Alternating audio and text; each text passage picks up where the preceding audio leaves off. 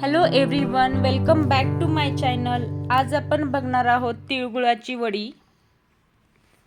ही अशी खस्ता तिळगुळाची वडी बनवण्यासाठी गॅसवर मी एक कढई गरम करून घेतली आहे. त्यामध्ये 1 वाटी तीळ टाकून घेतली आहे, सॉरी 1 कप. ती आता अशी चांगली भाजून घेते.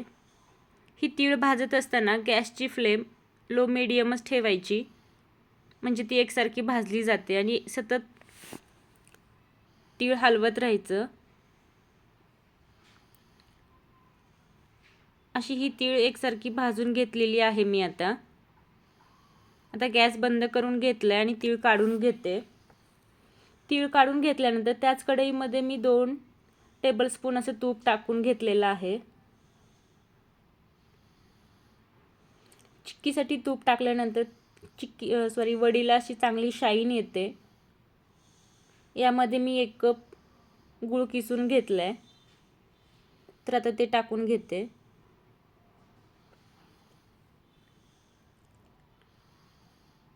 आता यामध्ये मी 2 चमचे पाणी टाकून घेते, म्हणजे लवकर गूळ वितळला जातो आणि किसून घेतल्यामुळे लवकरच हा गूळ वितळलेला आहे.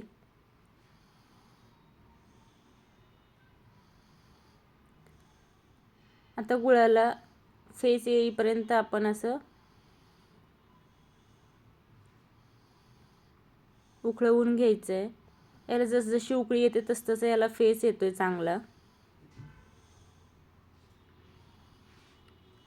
तर आता मी एका वाटीत पाणी घेऊन त्यामध्ये हे काही ड्रॉप गुळाचे टाकून बघितले, तर इथे चिक्कीसाठी काही परफेक्ट झालेलं नाही आहे, कारण स्मूथ असं लागते गोळा.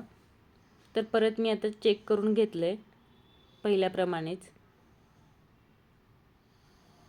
तर यामध्ये आता मी तीळ टाकून घेतली आणि चांगलं असं रेडी झालंय. तर इथं ओट्यावर मी ओटा क्लीन करून घेतला आणि त्याला तूप लावून घेतले. त्यावरती हे गुळाचं आणि तिळाचं मिश्रण मी आता कढईतलं टाकून घेते.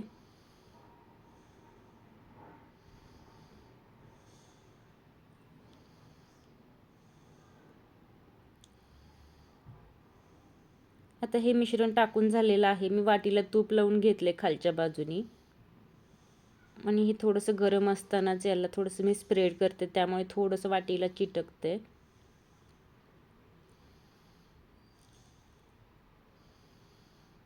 हे असं वाटीने मी थोडंसं स्प्रेड करून घेतले पहिले.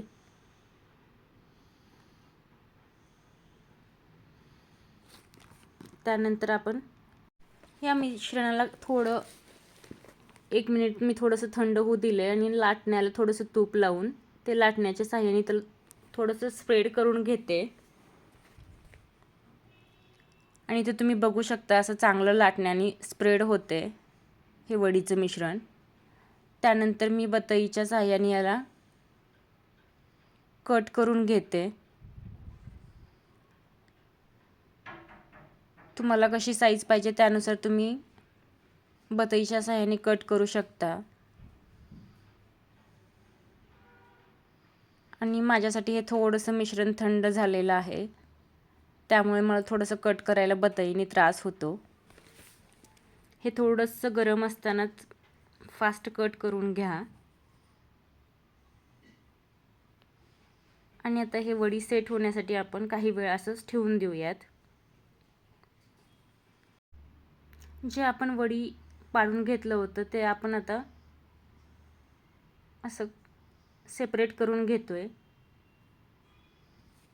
मी बाकीच्या वड्या काढून घेतलेल्या आहेत हे तिळगुळाच्या, आणि मला कॅमेरा लक्षातच नाही ऑन करायचा. आणि इथे बघू शकता कसले भारी शाईन करतायत हे तिळगुळाची वडी.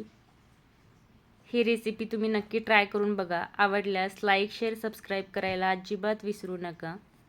थँक्यू.